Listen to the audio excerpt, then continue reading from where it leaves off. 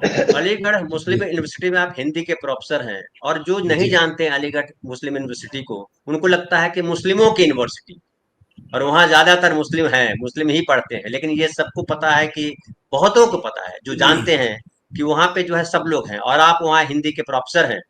एक हमारे साथी पूछ रहे हैं कि जो है, धनंजय सर, ये फैसला था या 3 जजों की बेंच ने ओपिनियन मांगा था, 7 जजों के संवैधानिक बेंच से? ये फैसला था पंकज जी। तो सर क्या कहेंगे, ये एक ये भी सवाल उठ रहा है कि अलीगढ़ मुस्लिम यूनिवर्सिटी में जो सुप्रीम ये हाई कोर्ट ने कहा था, इलाहाबाद हाई कोर्ट ने 2005 में, कि आप आरक्षण दीजिए, आरक्षण वाले मसले पे अलीगढ़ मुस्लिम यूनिवर्सिटी का जो ये है, वो क्या आपको लग रहा है, क्या उस पर क्या विचार होता है वहां पे? देखिए, हम हिंदी विभाग में यहाँ हैं और कमलानंद झा की हैसियत से हैं और बहुत सुकून से हैं। एक तो पहली बात तो ये है कि जो जिन्होंने इसकी स्थापना की थी, सर सैयद साहब ने, उनका एक बहुत व्यापक दृष्टि थी। पहली दृष्टि ये थी कि जिन जिन मुसलमानों समाज में बहुत हाशिए का समाज है, बहुत खराब स्थिति में है, उनके शिक्षा के लिए एक विश्वविद्यालय बनाई जाए। और इस विश्वविद्यालय ने इतना तो काम किया कि भारतीय मुसलमान का एक बहुत बढ़िया वर्ग तैयार किया। लेकिन उनका मकसद ये नहीं था कि ये मुसलमानों के लिए हो, लेकिन सिर्फ मुसलमानों के लिए हो, ऐसा उनका कतई इरादा नहीं था। यही वजह है कि जनसंख्या में अधिक जरूर हैं वो, लेकिन शिक्षण में भी, विद्यार्थी में भी यहाँ सभी समुदाय के, सभी धर्मों के लोग पढ़ते पढ़ाते हैं। अब जहां तक आरक्षण की बात है, तो जो माइनॉरिटी मिजाज का जो इंस्टीट्यूशंस होते हैं, वहां आरक्षण की व्यवस्था नहीं होती है। और चूंकि बहुत स्पष्ट नहीं था कि माइनॉरिटी है नहीं है, 1900 समझिए कि 67 के बाद से एक दुविधा, एक असमंजस की स्थिति इस विश्वविद्यालय को लेकर के रही है। जब अजीज बादशाह साहब के बेंच ने, जो 5 जजों के बेंच, उन्होंने बना कर दिया कि ये माइनॉरिटी इंस्टीट्यूशन नहीं है, तो उसके बाद 1981 में इंदिरा गांधी ने संसद से फिर से उनको जो है सो माइनॉरिटी दर्जा दिलाने का ये पास किया था। वो बीच में एब्सेंट रहा है। उसी की वजह से 2005 में विश्वविद्यालय ने कहा कि नहीं, इसमें हम आरक्षण, मुस्लिम आरक्षण देंगे, जिसको फिर इलाहाबाद हाई कोर्ट ने रोक लगा दी कि नहीं, आपका माइनॉरिटी नहीं है।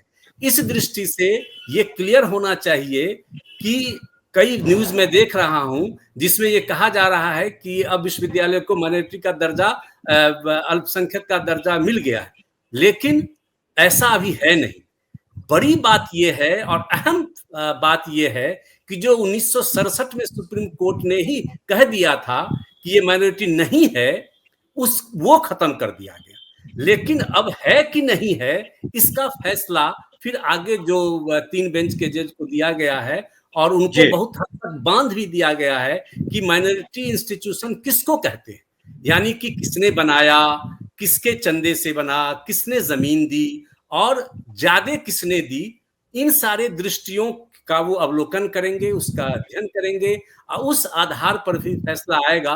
तो हम लोग मान के चलते हैं कि ये फैसला भी अच्छा फैसला आएगा, माइनॉरिटी के हक में आएगा। कमलानंद सर, मैं आपके पास आता हूँ। आप हमारे सामने एक बड़े उदाहरण के तौर पे हैं कि आप कमलानंद झा हैं, तो जाहिर है बिहार से आपका रिलेशन होगा। कि एक तो बिल्कुल। सवाल ये कि क्या आप इस यूनिवर्सिटी के पढ़े हुए हैं, बाहर से की यूनिवर्सिटी से पढ़ के आए हैं यहाँ, एक सवाल।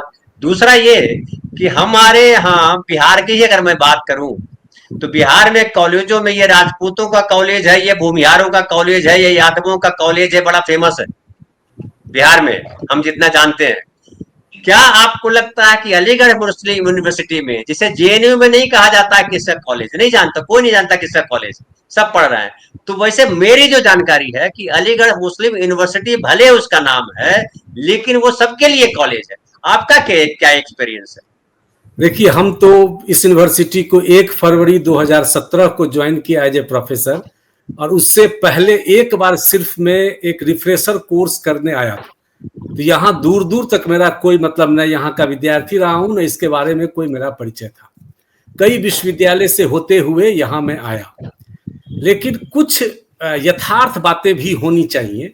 उसमें मैं ये कहूँगा कि एक बहुत अच्छा सवाल आपने पूछा था वसीम सर से, कि जो रिजर्वेशन है, कि मान लीजिए कि माइनॉरिटी टाइप का भी अगर है, तो माइनॉरिटी में भी बहुत कमजोर तबके के हैं, उनके लिए क्यों नहीं कोई रिजर्वेशन का पॉलिसी अपनाया जाता है?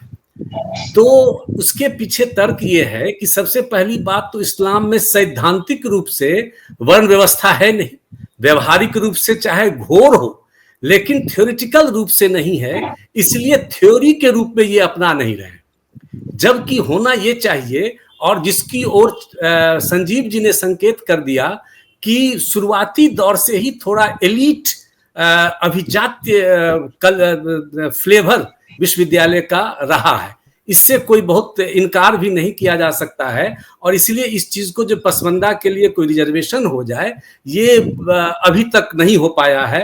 हो जाए तो बहुत अच्छी बात है।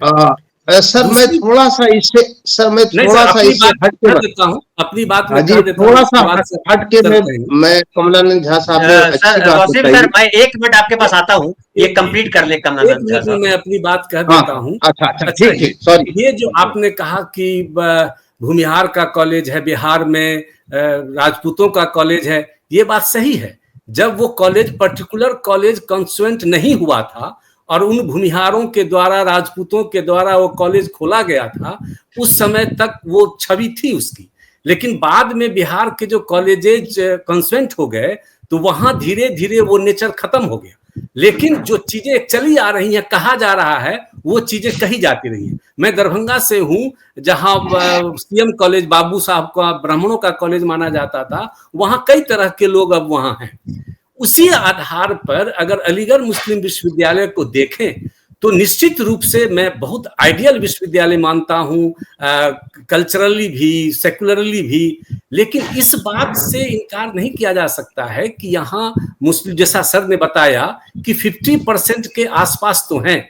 चूंकि 50% का जो आरक्षण है वो थोड़ा सा व्यवहारिक रूप से, चूंकि यहाँ के इंटरनल का होता है, और इंटरनल में जो बच्चे होते हैं वो लगभग 75-80% मुस्लिम बच्चे होते हैं।